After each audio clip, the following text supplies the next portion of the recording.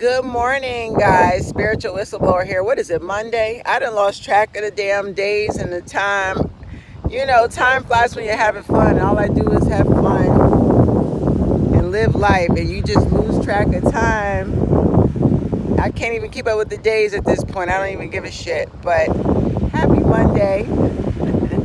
Woke up early this morning to get out here on the beach, enjoying a tequila sunrise and just soaking up this wonderful sun in my bikini.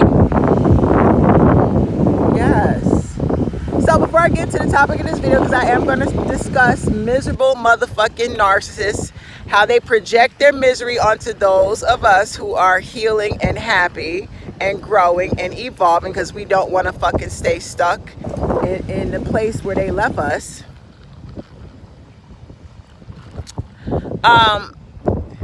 I just want to say thank you to everyone. Today concludes the tour for the month of June. I went to Charlotte, North Carolina, Greenville, and Charleston, South Carolina. I went to Atlanta and Memphis, and finally Miami and Orlando. And all cities were a success. I met some beautiful people, and I will be repeating this again. I'm going to make this a habit to build this network and community. So thank you all. Thank you for purchasing my books. I sold out over $1,000 of books and merchandise sold through the last 2.5 weeks. I'm so grateful to God and grateful to you guys. My card game completely sold out. My cards, they will be in restock in July. So you guys look for the new flyer. The month of July, like I said, I'm going to be doing support group meetups in the Northeast. New York, Philly, Boston, Connecticut, DC, Maryland, the Northeast, okay? So look for that flyer. And I will be in London and Paris July 10th and July 14th. I'm not playing. My foot is on the devil's neck. If you want to see exclusive videos and footage, $1 Patreon, $1 a month for my old school videos, and $5 a month for bonus content that I don't post anywhere else on the internet. All right, we good? Let's get into this video. Let me sip real quick. I feel so good right now. This sun feels amazing. I'm in my bikini. Man, can't nobody fuck up my vibe. Nobody. Even if they tried.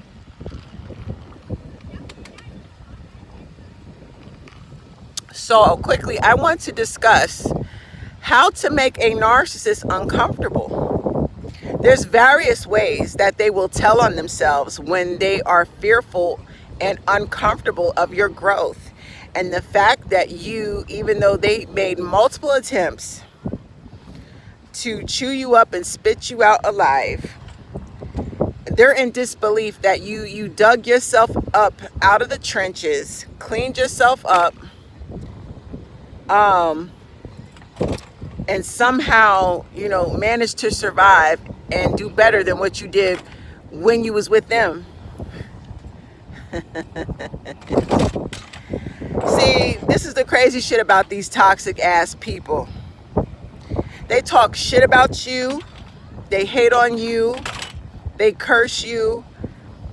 They tell everybody you're a fucking nobody, nothing, but yet and still they stalk and watch every damn move that you make. And this is where I'm trying to make sense of all this shit, because I know me personally, when I don't like somebody, I can't stand somebody, I know they're a bad person, I know they're a fraud, a fake, I don't follow people like that. I don't want to know what's going on in their life, because I know enough about their character to not even want to follow them around. I don't follow frauds. I don't follow toxic people. I don't follow toxic family members. I don't give a fuck about people like that. Why would I burn up my energy during the day to monitor and stalk people that I hate and I don't fuck with? But see, when we're talking about the narcissists and toxic people in general, these are the very same people that, I mean, do massive, nasty smear campaigns. They hate the way that you look. They hate how you dress. They hate everything about you. Tell everybody, don't fuck with you. I mean, they do a lot of damage to your name and your character and reputation. So this is my question. If I'm such a bad person, Why would you invest energy in watching my social media, watching where I travel, watching what I wear, what I do, who I talk to? They watch everything. You're not supposed to watch somebody that you can't fucking stand, somebody you hate, somebody you don't agree with. You don't agree with my standards, my principles, my morals, but why are you following me and keeping up with me if that's the fact? Let me sip real quick because this shit is fucking mind-boggling.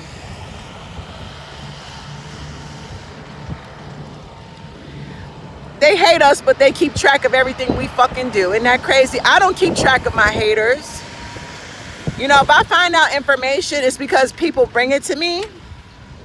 And what I tell people that bring it to me, I said, don't behave like a flying monkey. Thank you for the information, but let's dead it right here. We're not going to feed into it. Move on. Let's ignore. I don't go back and forth. I don't do the back and forth. But because I'm a public figure, and trust me, there's millions of smear campaign videos. I got family on my neck. I got exes that are mad at me. I got a lot of hate. And I understand that because I'm leveling up. It's crazy. The moment that I posted the flyer that I will be speaking with Vivica Fox, alongside Vivica Fox in September, alongside my tour stuff, motherfuckers have been showing their ass. They can't handle this fucking glow up.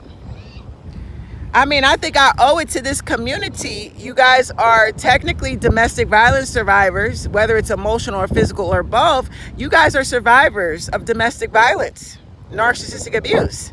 And I think you deserve a life coach or some type of mental health professional to be transparent with their life. So that's all I've been. I've been transparent with my grief. I've been transparent with my survival. I've been transparent with my health. You know, I lost 100 pounds and I did it in front of y'all, and I showed y'all, I shared my tips. I'm still helping people. Helping you guys has been my therapy.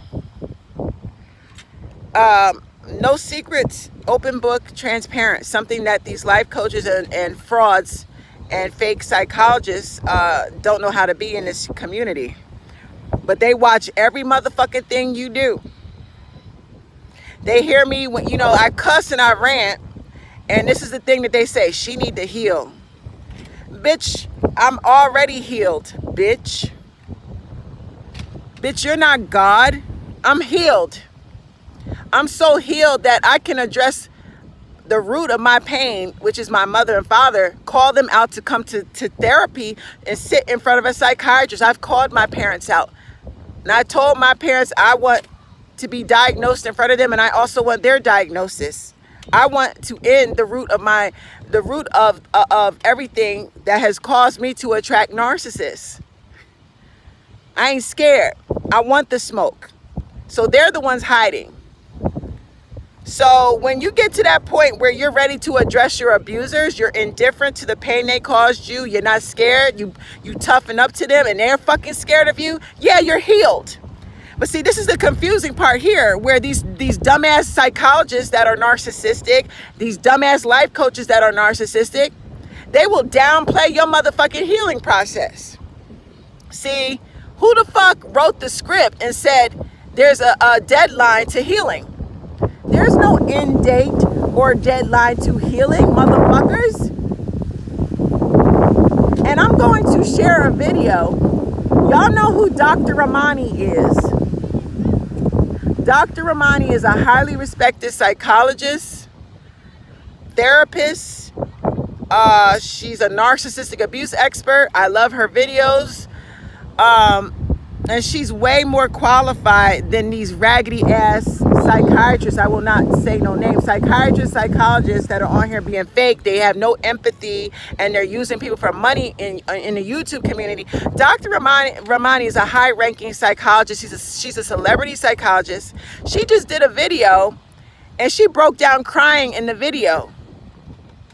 So you know what that says to me? As strong as Dr. Ramani is, she's a professional. She's a narcissistic abuse expert. She is still hurting from narc abuse. So when I hear these fake ass psychologists in this community, I won't call names, but the bitch knows who she is and her circle of fakes and frauds that follow her. this whole circle of fake life coaches that are underneath her wing try to say, oh, you know, you don't need to listen to somebody that's still healing. Bitch, there is no end date to the healing. Look at Dr. Ramani. Dr. Ramani cried in her interview. That's a strong, powerful woman. She is a more credited psychologist than you are. She knows her shit better than you. She doesn't steal articles from other psychologists. She's on top of her shit. She broke down and she cried, which says narcissistic abuse is ongoing. The healing is ongoing. Even if you're healed from your past, you get around strangers and other toxic people who will trigger your past and bring it up out of you. How dare you discredit and downplay someone's healing process?